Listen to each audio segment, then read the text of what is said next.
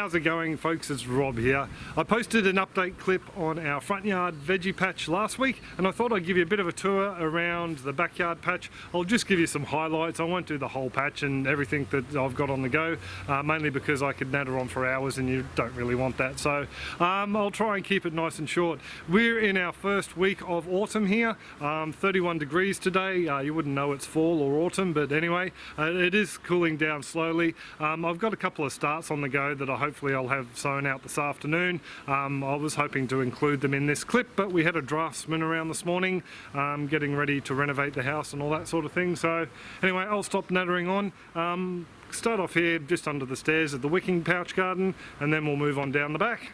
So just down here at the root pouch garden, it's got a couple of gaps in it. The sweet potatoes haven't been planted back out in there yet.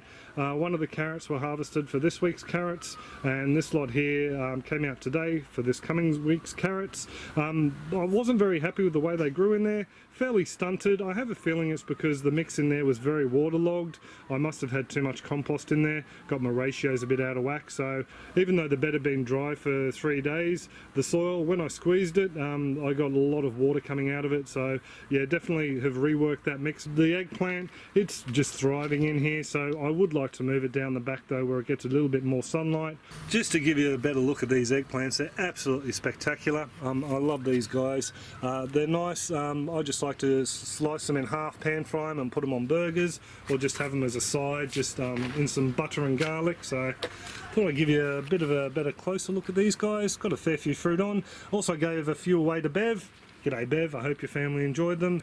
The poor old sunshine chili over here, it's got loads of fruit on it and also flowers setting, but as you can see from the leaves, there is a nutrient deficiency of sort in there. I have fed it up with some liquid fertilizers, some organic based ones, but I think, you know, every time the leaves get dark again, a couple of weeks later, they're starting to go pale. So I think that this mint, even though we chop it back, which is probably part of the problem, we chop it back, new shoots appear, it's taking up a lot of the nutrients. I might try and pull this chili out, repot him into another pouch, pop him down the back and see if that does the trick. Fresh compost and soil blend, and just leave the mint go here, just in this pouch. Might just take a bit of a wander around to the compost. So this is the compost cage. As you can see, I've opened it up just so I can get the wheelbarrow a little bit closer and also don't do my back in bending over the cage. Most of this compost here is destined for beds out the front. I'm just trying to feed up as many as I can. The other compost won't be ready for about another 6 to 8 weeks, so trying to spread this out as thinly as I can through the patch. A couple of beds have been fed up down the back, and I've also made a whole heap of soil mix. So I've actually got some just over here in this barrel. This barrel here is all ready to go for the sweet potatoes when they get planted out down the back. If you're wondering what these stakes are, I did have, I think it's 45 metres of 1 inch or 25 mil rural pipe coiled in there, and that was a heat exchanger for a failed compost heating system. I tried to set up for the jade perch. Hopefully, if I get enough time, I'll revisit that idea later in the season when I get some more Chinese almond manure to build up a compost, but that probably won't happen till mid-winter. We really don't get it cold enough here to warrant heating the tanks all the time. I'll give you a bit of a look here. We got our bananas in the 10 gallon or 39 litre root pouches. They're doing all right at the moment. They are struggling a bit for nutrients. I mean, you look at the size of the trunks there, and this one around here in the size of the pouches, and they definitely would be using up a lot of nutrients. So this is one of the reasons I went out and bought the organic liquid fertilizer. I need to keep these guys going, you know, half decent, so once the soil's prepared for them, they can go straight out down the back there. I'll just show you here in the blue Java. Oh, by the way, this is a Decas. This is the blue Java, and we already have one sucker there, and I noticed the other day we have another sucker. Whoops, camera fail. We have another sucker down in here.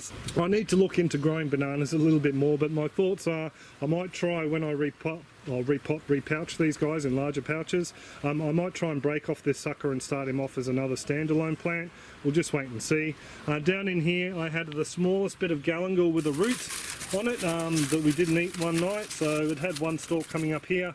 It's died off and the leaves are trying to hang on in there. I'd like to give this one to a mate who's interested in growing galangal, but I just want to make sure he's nice and strong before I pass him on. Just to show you some of these volunteer eggplants, the same as the other pouch. They came up from Compost, so we've got a couple there that'll be ready to come off. Oh, that one there, he's ready now. He started to go a bit lighter. He's pretty much all ready to go too. So those two will be coming off hopefully in the next couple of days, and they'll go into some sort of meal with some of the other eggplants. Just down the back here we have some Chinese artichokes. Thank you very much, Mr. Brad.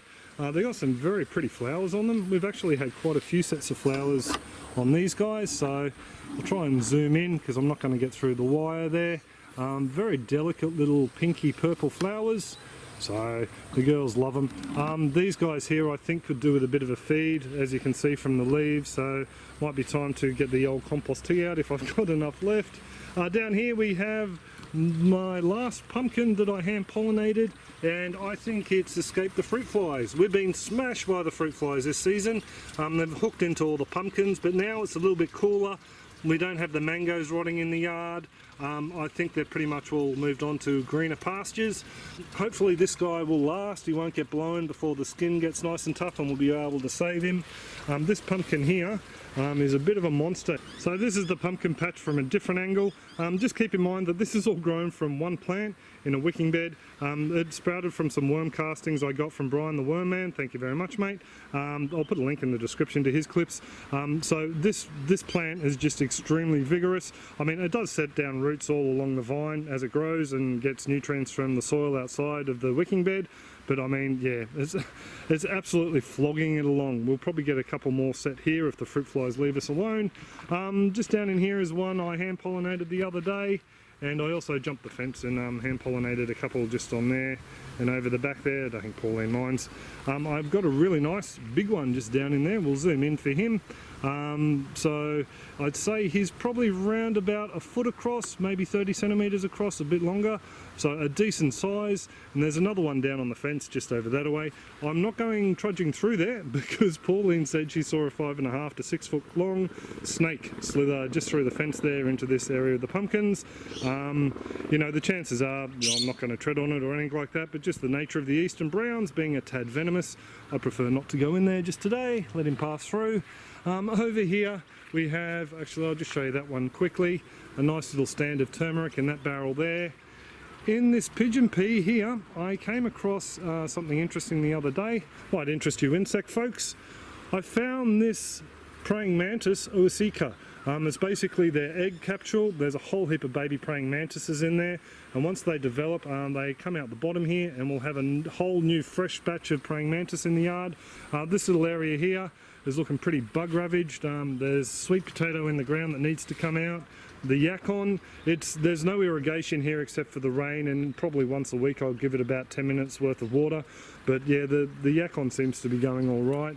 Down in here you can see another pumpkin, so that's another one that the fruit fly has missed. For some reason he's growing upside down. That's actually his bum pointing into the air there. Quickly towards the aquaponics, the fish are going well. G'day fish. I harvested 2 jades out of there the other day. One was 870 grams and one was just over 1 kilo, so they went into a lovely curry.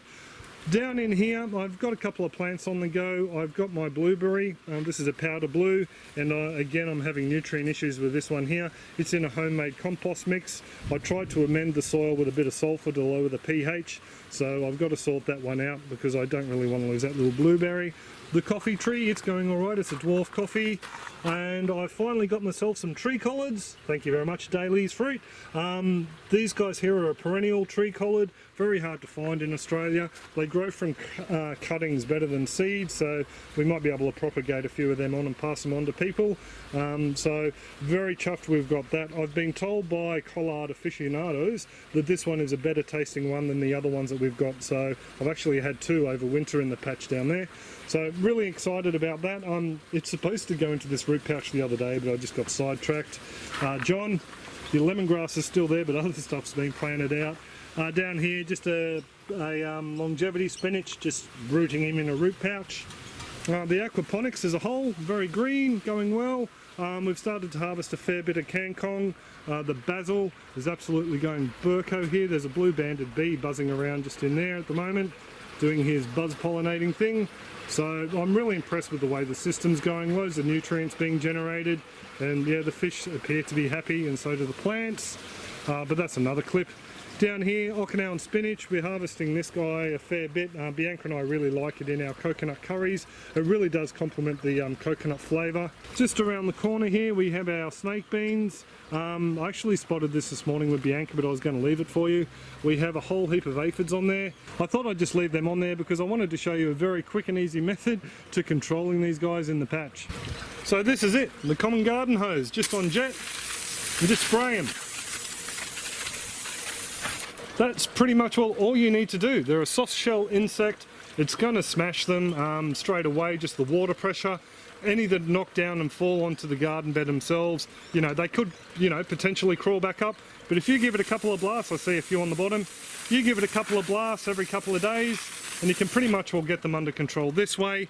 Dirt cheap, you're watering the garden at the same time, no oils around. You know, if you're spraying neem and pyrethrum around, there's, you know, the potential of killing bees and other beneficials. You know, water, you might knock a couple of ladybugs off, but they're pretty hardy and they'd find their own way back. So there you go.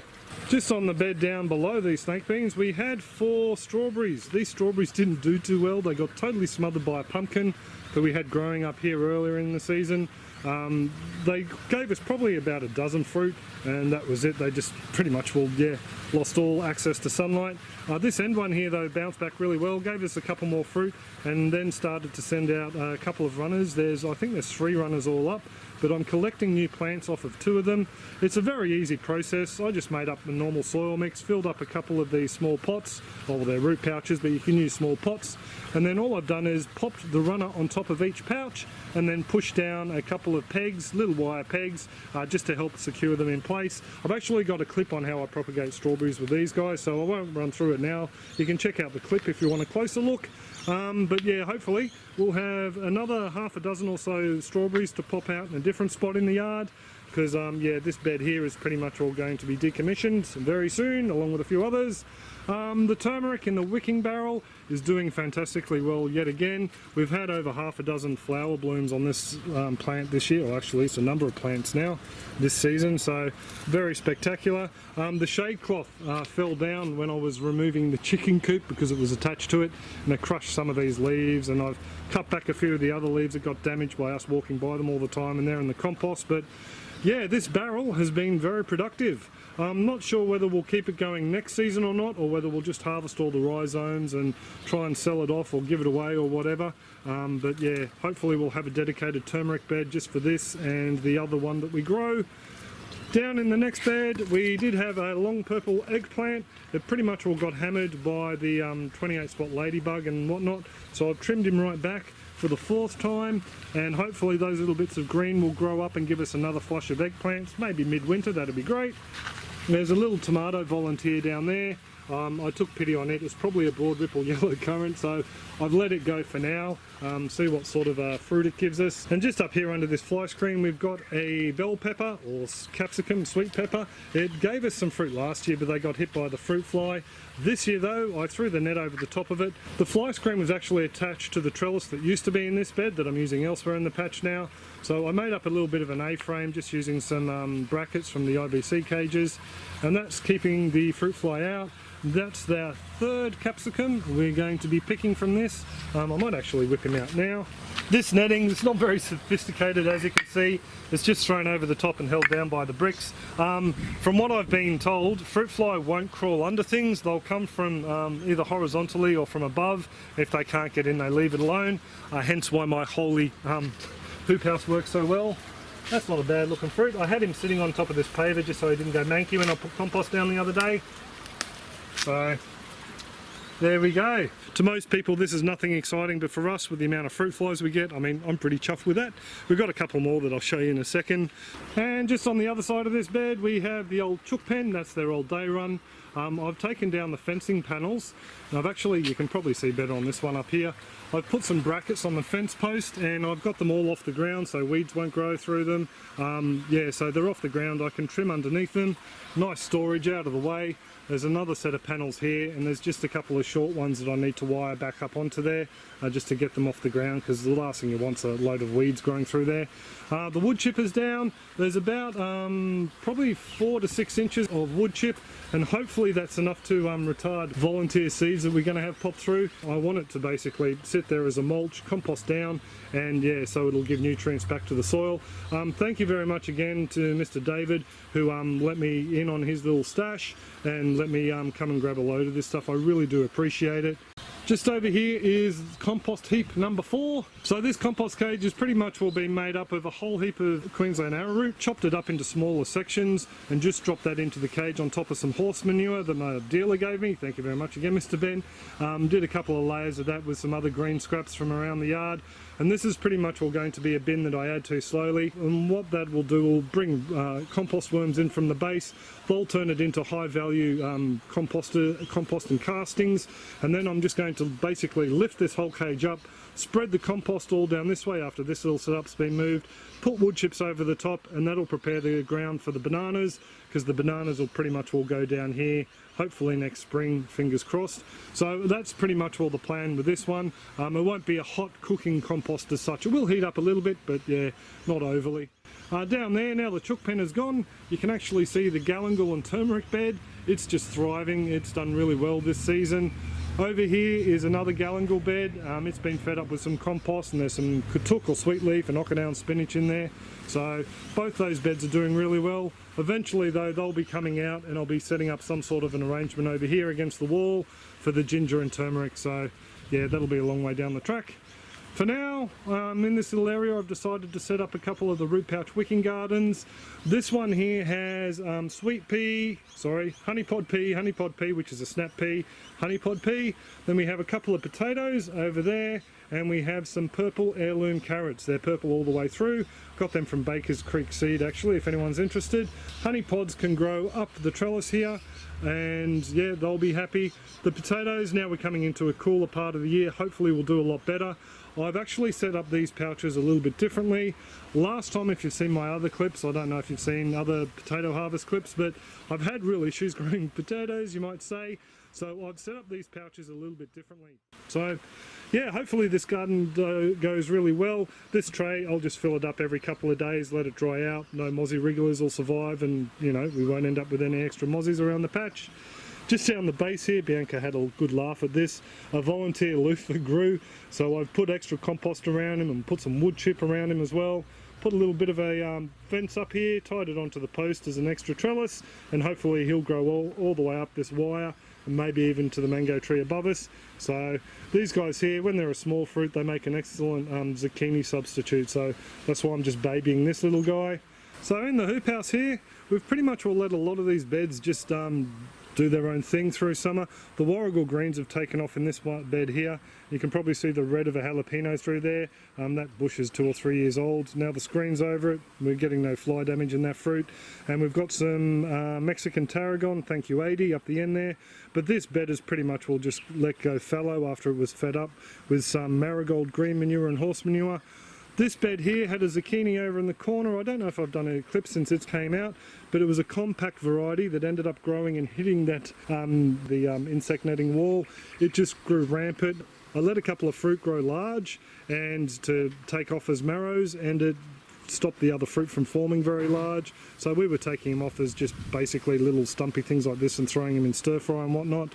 The rest of this bed here, we had a few bean plants in there. They never did much good. You can probably see turmeric and turmeric pop up here. This is a bed I got that massive turmeric harvest from last year, so obviously I've left a few little rhizomes in there and they've taken off. Over here we have my chili pepper or capsicum bed. There's sweet peppers in here, there's chilies, there's a nice red jalapeno there. These little beautiful chilies, or actually these guys are a capsicum or a sweet pepper over the back, are a ball variety. That's as big as they get. I first saw these at Macaway's Cafe, thanks Ben. He suggested I try them. A nice little fruit that you can nip the tops off, packed full with some sort of cheese or stuffing, and yeah, nice little bite-sized hors d'oeuvre capsicums or sweet peppers. So this bush here was being hammered in the aquaponics, lost every single fruit to the blooming fruit fly. As soon as it's gone in here, it's bounced back, and yeah, it's doing really well. So hopefully, fingers crossed, we'll have capsicums into winter here. Over here we have a, I think this is a Jimmy Nardello. And as you can see, I have some sort of a mite issue, so I need to get an oil spray down in here. The topic came up on Share the Seed this morning, so John's having the same problem. I need to get this under control because I really don't want to lose these plants. Over the back, a galangal, really loving it in the root pouch garden here.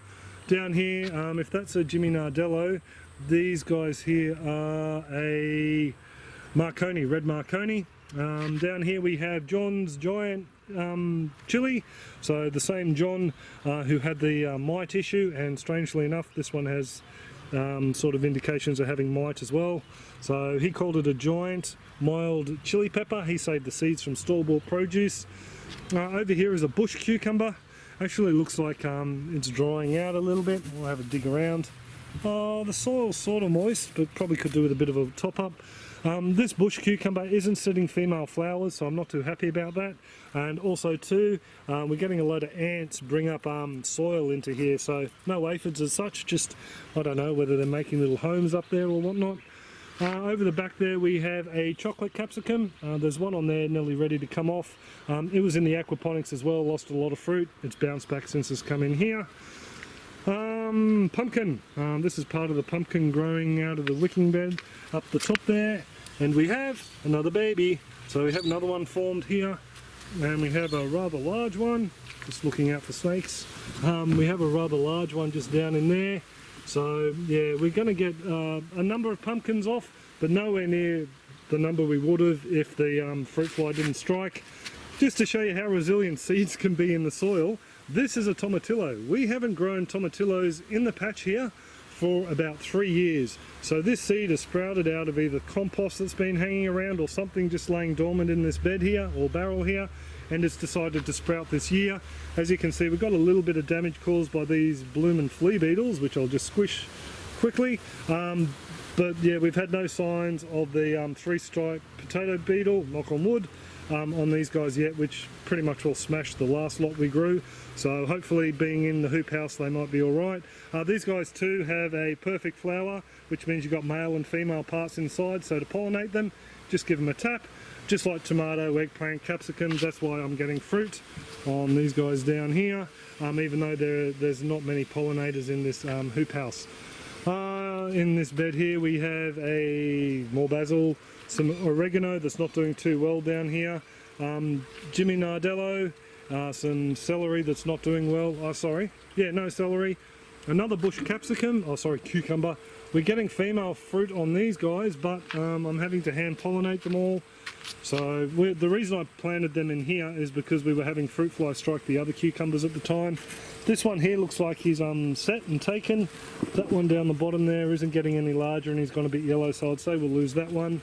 And then we've just got some marigolds I'm growing for green manure.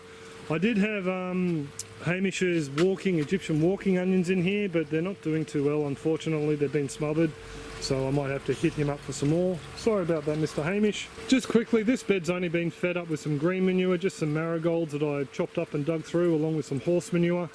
This is one of the beds that will be coming out, but I'll speak about that in a minute. So I didn't really want to put, too much compost in here, and just for it to be dug out and spread over the ground. This end bed here still has some collards in it. They over-summered fine, they survived. I was using them as chook food, as well as that little fella there. A lot of them got used as chook food as well, but now we don't have the girls. I'll pretty much will just pull them out and throw them into the compost, I think. There were a whole heap of okra along here. I chopped them out the other day and added them to that compost heap. I've saved a whole heap of seeds, so I'll be offering them to people. Down here we had some more strawberries planted amongst some leeks, but this pumpkin, you can probably see by all the dead leaves, this pumpkin took over this whole bed. It was just a sea of pumpkin leaves.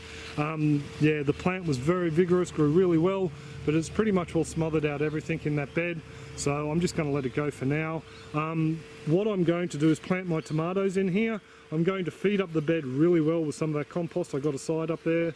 About a third of that will go into here, and I'll plant the tomatoes into here for our winter tomato crop. That sad looking chili plant is about 5 years old. I trimmed it right back and it didn't bounce back very well this summer at all. Normally it'd be covered in fruit, there'd be dozens of fruit on there, so There's a couple of green ones up the top there, a couple of red ones. Those guys there will end up in a curry, and the seeds will be saved to start up another one. The story of this plant is it was given to me as I was leaving the markets. As a guy on a veggie stall just said, here, looks like you could use a chili plant. So he gave me this chili, no idea the variety. It's got a mild to medium heat on it, so I just called it the market chili. So I've given away loads of seeds and people seem to be happy with it. So I like to save those last few seeds so we can grow some more at some point. We don't eat a truckload of chili. I like it in a lot of dishes, but yeah, that's just one variety I'd like to keep going, I think. So yeah, there's a bit of a look at what's growing on in here. Just for you folks who sent me messages saying you're really disappointed we got rid of the chickens, we are getting chickens back, don't fear. Yeah, it's just going to take a while for me to get all this organised. My thinking is, like I might have mentioned before, one more crop out of each of these 3 beds and then they'll come out. Pavers will go up and they'll be used in the renovations under the house, and yeah, we'll end up spreading the soil, some wood chips down, maybe condition it a little bit, a couple of fruit trees in cages that the chickens can't get to, and yeah, that's part of the redesign. So this bed here, this bed in the middle here, and the second bed down from the top, they're all coming out because the chicken coop will be situated over in this corner here, all over in that side, sorry. So this area in front will be a chicken run, and we'll have a mulberry tree planted in the middle to give them shade in summer, and also hopefully some berries that fall off. That top bed there, that will be left, and there will, oh well, actually there will be gardens there, but they may be facing the other way to collect better sunlight during winter, and there'll be gardens on the other side as well where the auto top-up wicking barrels are. So don't hold your breath because it will be a few months away before all this happens. Like I said, one last crop through here and then we'll hook into it. Just quickly too, we'll be doing a more in-depth clip later, but just out the back here, that Warrigal Greens bed will stay, and so will that bed and the other 2 beds I showed you before. But yeah, down here eventually we'll have some dragon fruit over in the corner because they're spiny, want to keep them away from most people, and yeah, some bananas and other fruit tree out the back here. So that just gives you a bit of an idea on what we're planning to do with this section of the yard anyway. So I've still got a few more jobbies to do before we're all sorted here for our cool weather garden. I really need to start off those sweet potatoes in that root pouch garden, move it down here just to take advantage of the last, couple of months of warm weather we've got. I've also got the brassicas to sort out. I need to plant out those broccoli and sugarloaf that I've got. We're looking at growing a lot more cabbage this season. The drumhead, the Chinese cabbage or wombok, also 2 sugarloaf, and I've got a big ball cabbage from Baker's Creek that they tossed in. So I want to get them into the patch so we can make up a few more lacto ferments. We made up some awesome lacto fermented beetroot from some we took out of the Aquaponics a couple of months back. They were really tasty. Added some cumin seeds in there. The girls like them, surprisingly enough. Bianca's sister Jody took some home. G'day Jody. So they were a real hit. So I'd like to get some more ferments on the way. I need to start off the cauliflower seeds as well, and the tomatoes. We've started to grow our larger tomatoes through winter here. Next to no fruit fly. Not only that, it's warm enough that we can get a decent crop pretty much all through winter, as the Warrakawai showed us last year. So I really do need to get them started off soon. So I've got a little bit on my plate, plus I'm still working on Mum and Dad's aquaponics system, so hopefully I'll get it all knocked off soon. So if this is the first time you've seen one of our clips and you've enjoyed it, feel free to hit that subscribe button and you can check a little box and you'll get an email every time we upload a clip on our small little backyard farm. I'll also throw a couple of little thumbnails up there, one on the aquaponics because I didn't really show it today, and one on how these wicking beds were made, and yeah, they'll give you a bit of an idea on what we do here in our small little backyard farm. So I hope you've really enjoyed the clip, folks, maybe picked up a tip or 2. Also hope you've had an awesome weekend. Everyone is well and happy, and I'll be posting another installment on our little backyard farm 12 noon next Sunday, and I think it's early evening Central Standard Time in the States. Catch you then.